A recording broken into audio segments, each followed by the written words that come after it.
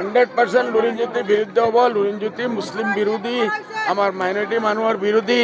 লুৰিণজ্যোতিয়ে 22 লাখ আমাৰ মানুহৰ ওপৰত আপত্তি দিছিল সেই টাইমত, আৰু এইটোৰ ওপৰত আমাৰ হাজাৰ হাজাৰ লাখ লাখ মহিলাসকল নিজৰ বাল বাচ্চা লৈ বৰাকৰ পৰা এইটো হৈছে আজি যে কণ্ট্ৰেক্টে যে প্ৰাৰ্থীয়ে আমাৰ ইয়াত বৃন্দাকান্দিত টিকেট লৈ আহিছে, লুৰিণজ্যোতিৰ টিকেট লৈ আহিছে।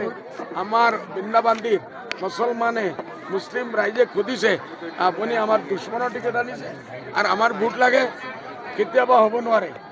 নাও আমি ডুবাই দিম, লুৰিণজ্যোতিৰ নাও আমি ডুবাই দিম। লুৰিণজ্যোতিৰ আমাৰ 1 নম্বৰ শত্ৰু, এইটো কাৰণে আমি এটাও ভোট নিদিওঁ। আমি যিসকল নিৰপেক্ষ আছে, তালা চাবি, এইটো আজমল চাবে আহিছে, শিক্ষা আছে, শান্তি আছে, প্ৰগতি আছে, মহিলাৰ শিক্ষা আছে, নাৰী শিক্ষা আছে, ডক্টৰ বনাই আছে, এই সব পাৰ্টি আমাৰ লাগে। আমি এইবাৰ বৃন্দাকান্দিৰ মানুহে ডিচিশ্যন লৈছে, আমি চোৰ ডাকাতৰ লগত নাযাওঁ, মুছলিম দুশ্মনৰ লগত আমি নাযাওঁ, এইটো বৃন্দাকান্দিৰ মানুহে বিশ্বাস। আচ্ছা, শিৱসাগৰত যে প্ৰতিদিন কাকত পেপাৰখন জ্বলাই দিলে, কি ক'ব আপুনি?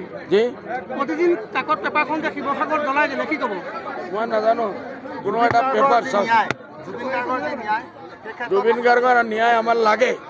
এনি হাও আমাৰ লাগে, CBI তদন্ত হ'ব লাগে।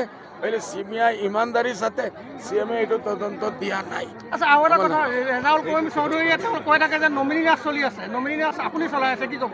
আৰে ৰাহুল গান্ধীয়ে নমিনী ৰাজ চলাই আছে। ৰাউৰকেলা সমষ্টিত আপোনালোকে দেখিছে নেকি? মোদীজীক দেখিছে নেকি? হেমন্তক দেখিছে নেকি?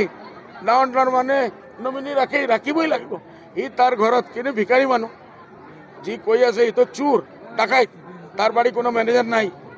যিমান ডাঙৰ ডাঙৰ লিডাৰ আছে সব মেনেজাৰ ৰাখে, যিমান ডাঙৰ প্ৰতিষ্ঠান হ'ব, পইচা থাকিব, মাল থাকিব, ইমানদাৰী থাকিব, হিচাপ ৰাখিব লাগিব। এইটোৰ কাৰণে এইটোতো 7 তাৰিখ ক্লিয়াৰ হৈ যাব, আমাৰ একো ক'বলৈ নাই। 7 তাৰিখ জেলত যাব। আপুনি যেতিয়া ভাষণ দি আছিলে, ভাষণ দিয়াত কৈছিল হিমন্তৰ দাদাগিৰি নচলিব, চলিব। এতিয়াও মই কৈ আছো, এইবাৰ ইলেকশ্যনে প্ৰুফ কৰি দিব হেমন্তৰ দাদাগিৰি নচলিব। হেমন্ত দিল্লীত যাব, মিয়াৰ দাদাগিৰি চলিব। মিয়া দাদাগিৰি ক'ত চলিব? অসমত হেমন্ত যেতিয়া কৈ আছে নচলিব, আমি কৈ আছো চলিব। দেখা যাওক ইলেকশ্যনৰ পিছত কি হয়। আপুনি বিচৰা বাতৰি পাব কেৱল নিউজ 18 এপত। নিউজ 18 এপ ডাউনলোড কৰিবলৈ স্কেন কৰক এই QR কোড। গুগল প্লে ষ্টৰতো পাব এই নিউজ 18 এপ।